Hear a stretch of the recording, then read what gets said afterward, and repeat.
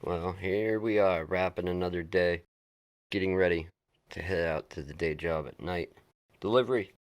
But for now, let's talk about an iPad that came in.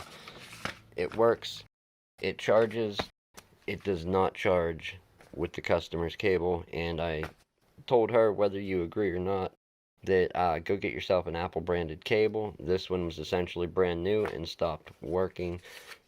This customer has an Apple branded charger. What is that? A 12-watt charger, it looks to be. So that should be all well and good, but we're doing no charge on this.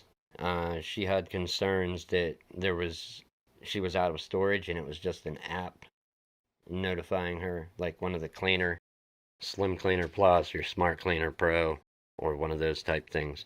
So we're going to go get an Apple branded cable. Walmart has them on the shelf, or order one online and you'll be good to go. But yeah, let me know what you do. Do you charge for jobs such as this when you just inform somebody? You really shouldn't.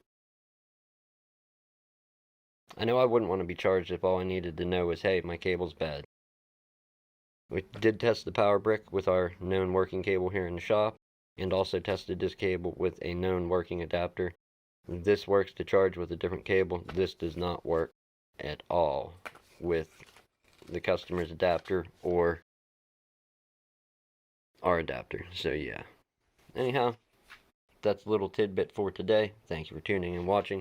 Leave me some comments. Let me know. Do you charge for jobs such as this? Because we don't. Alright. Thank you, everyone. We'll see you next time.